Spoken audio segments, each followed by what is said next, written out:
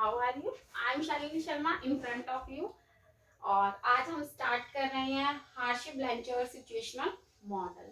हम आगे, ये हमारा थर्ड वन है। इससे पहले भी हमने कंटिंजेंसी थ्योरी की है। कंटिंजेंसी थ्योरी के अंदर हमने फिडलर को किया था and second one Robert House path goal theory की थी। अब रॉबर्ट हाउस पाथगोल थ्योरी के अंदर मींस कंटिंजेंस थ्योरी का थर्ड पार्ट है हार्शे ब्लेंचर सिचुएशनल मॉडल। ठीक है, तो वो हम अब हार्शे का मॉडल करेंगे। तो इसका मेन जो फोकस है वो मैच्योरिटी लेवल है ऑफ द फॉलोअर्स। तो मेन हार्शे ब्लेंचर्ड को आप बोलोगे कि ये मैच्योरिटी लेवल के ऊपर मेन फोकस करता है। मैच्योरिटी लेवल भी किसका होना चाहिए? फॉलोअर्स का होना चाहिए। सेकंड वन है, इसको हम life cycle theory of leadership भी बोल देते हैं। कई बार क्वेश्चन में आ जाता है कि life cycle theory of leadership है, तो आपने कंफ्यूज नहीं होना। हार्शे ब्लेंचर्ड थ्योरी जो कि कंटिंजेंसी थ्योरी के अंदर आती है, उसी के बारे में डिस्कशन की गई है। इसके अंदर एज्यूम किया जाता है कि लीडर कहता है कि जो मैंने लीडरशिप स्टाइल्स बनाए हैं वही फॉलोअर्स अडॉप्ट करेंगे, और वो लीडरशिप स्टाइल बेस्ड होते हैं maturity level of followers. Clear है? तो इनको हमने एक स्टेजेस में डिफाइन किया है, और ये स्टेजेस और इसका एक साइकिल बनता है। वो स्टेजेस अभी मैं करवाती हूँ आपको, जिसके अंदर R1, R2, R3, R4 maturity levels होंगे अलग अलग टाइप के, और बिहेवियर के बारे में बात की जाएगी। बिहेवियर में आप इन्फ्लुएंस बिहेवियर बोल दीजिए, direct behaviour, task behaviour, relationship behaviour, वो सब हम स्टडी करेंगे। इसको हम सिचुएशनल लीडरशिप थ्योरी भी बोल सकते हैं, हार्शे ब्लेंचर सिचुएशनल मॉडल, या आप इसको बोल सकते हो situational leadership theory. Next one है कि ये based on interaction between three variables. ये जो है वो थ्री मेन वेरिएबल्स हैं, उन वेरिएबल्स के ऊपर बेस्ड है। वो वेरिएबल्स कौन से हैं? Task behaviour, relationship behaviour and maturity level. Task behaviour जिसके अंदर हम वर्क पे ज्यादा प्रेशराइज करते हैं, प्रोडक्शन जो है ऑर्गेनाइजेशन की उसकी तरफ ज्यादा ध्यान देंगे। सेकंड वन है रिलेशनशिप। रिलेशनशिप जिसमें एम्प्लॉयज के साथ आप एक अच्छा गुड कॉर्डियल रिलेशनशिप बनाना चाहते हो, उनको अच्छा एनवायरनमेंट देते हो, उसके साथ बहुत सिंपैथी रखते हो, वेल बिहेव करते हो, तो वो सारी की सारी बातें हमारी आ जाती हैं रिलेशनशिप बिहेवियर। मैं ये ज्यादा इसके अंदर नहीं समझा रही, क्यों? क्योंकि हम टास्क बिहेवियर, रिलेशनशिप बिहेवियर को स्टार्टिंग से ही जितनी भी थ्योरीज की है उसमें सब में हमने डिस्कस किया है टास्क बिहेवियर और रिलेशनशिप बिहेवियर को। इधर एक नया पॉइंट आया, मैंने बोला था आपको मेन फोकस है यहाँ पे मैच्योरिटी लेवल पे। तो मैच्योरिटी लेवल क्या है उसके बारे में हम डिस्कस करें। मैच्योरिटी लेवल एक एबिलिटी है, एक विलिंगनेस है टू टेक रिस्पॉन्सिबिलिटी। रिस्पॉन्सिबिलिटीज को किस वे से आप हैंडल करते हो। हम एक सिंपल लैंग्वेज में मैं आपको बोलती हूँ ही इज वेरी मैच्योर। तो मैच्योर क्या, उसका फिजिक देख के थोड़ी ना आप डिस्कस कर रहे हो कि मैच्योर है, कि वो किस तरह से बिहेवियर करता है, किस तरह से किसी पर्टिकुलर काम को करने का उसका वे है। ठीक है, वो सीरियस होता है, हर बात को ध्यान से सुनता है, समझता है, और रिस्पॉन्सिबिलिटी लेता है उस पर्सन, वो पर्सन किसी भी काम की। तो हम बोलते थे कि उसका मैच्योरिटी लेवल बहुत ज्यादा हाई है। तो यही बात है कि मैच्योरिटी एक एबिलिटी है, विलिंगनेस है टू टेक रिस्पॉन्सिबिलिटी। क्या आप कभी किसी बच्चे को कहते हो कि ही इज वेरी मैच्योर? क्यों? क्योंकि 2-3 इयर्स का जो बेबी है वो किस तरह की रिस्पॉन्सिबिलिटी को हैंडल करेगा। ठीक है, तो नेक्स्ट वन है कि इसके अंदर मैच्योरिटी लेवल में भी आपके आगे 4 पार्ट्स आ जाएंगे, R1, R2, R3, R4। उसके बारे में अब हमने स्टडी करनी है कि what is the maturity behaviour, और लाइफ साइकिल थ्योरी भी हम साथ के साथ डिस्कस कर लेते हैं। तो अब इसके अंदर हमारा लीडरशिप का बिहेवियर, स्टाइल्स के और मैच्योरिटी लेवल हम सबकी बात कर रहे हैं। तो प्लीज इसका आप स्क्रीनशॉट ले लीजिए, बहुत इंपॉर्टेंट है, और इस छोटे से डायग्राम से हम सारे के सारी बातों को समझ जाएंगे। तो सबसे पहले आप एक्स एक्सिस है, ये मैं ग्रीन मार्कर यूज, चलो रेड ब्लू कर लेते हैं। अब ये देखिए, इसके अंदर मैंने एक्स एक्सिस पे यहाँ पे आपको दे दिया है फॉलोअर्स की मैच्योरिटी। फॉलोअर्स की मैच्योरिटी को मैंने 3 टाइप से डिवाइड किया, लो, मॉडरेट एंड हाई। उसके बाद लो को मैंने नेम दे दिया R1, मॉडरेट में आ जाएंगे R2 और R3, और हाई के अंदर आ गया R4। अब आपको समझ आया कि R1, R2, R3, R4 क्या है? ये मैच्योरिटी लेवल है आपके फॉलोअर्स के। तो पहले तो मैं आपको ये समझा देती हूँ कि R1 का मतलब क्या है। R1 में है कि यहाँ पे फॉलोअर्स अनेबल भी हैं, इनसिक्योर भी है और अनविलिंग भी है। मैंने ये सारा शॉर्ट के अंदर राइट कर लिया ताकि आपके लिए इजी हो जाए।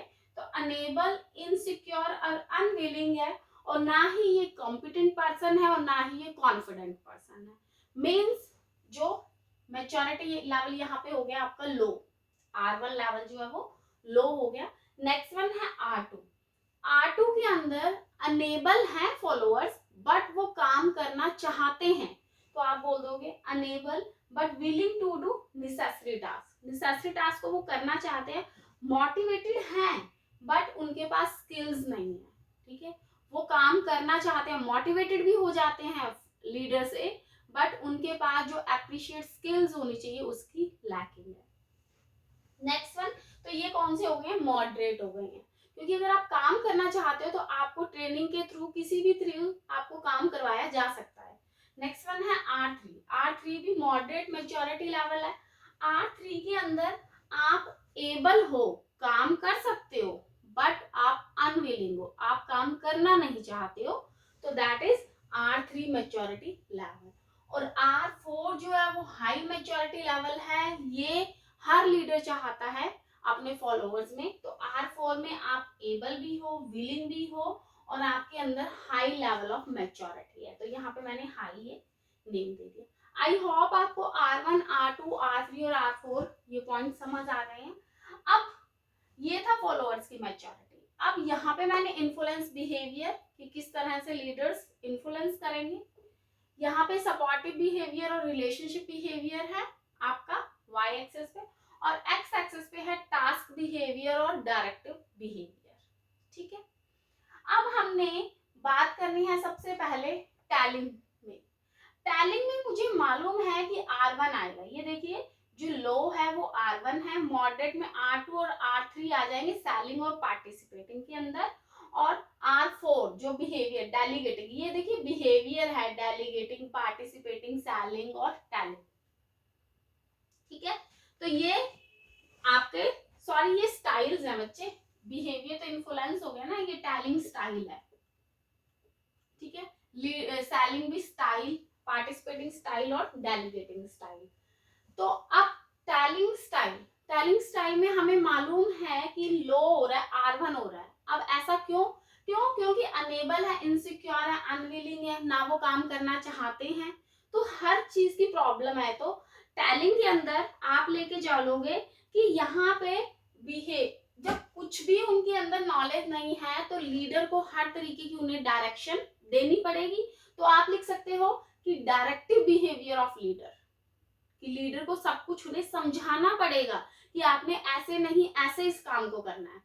समझ आ गया? तो आप कहोगे कि क्योंकि लो है तो टैलिंग, नेम से ही पता चल रहा है कि टैल करना, तो लीडर यहाँ पे अपने सबऑर्डिनेट्स को सारा कुछ समझाएगा।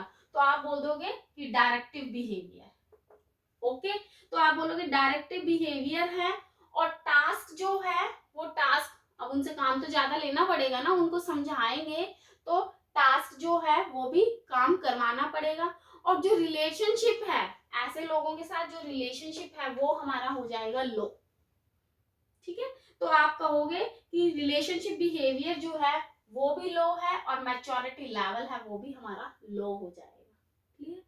आपको लिंक करना पड़ेगा कि क्योंकि अनेबल है, इनसिक्योर है, तो जब सब कुछ ही कमियां हैं तो उसके साथ रिलेशनशिप कौन निभाना चाहेगा।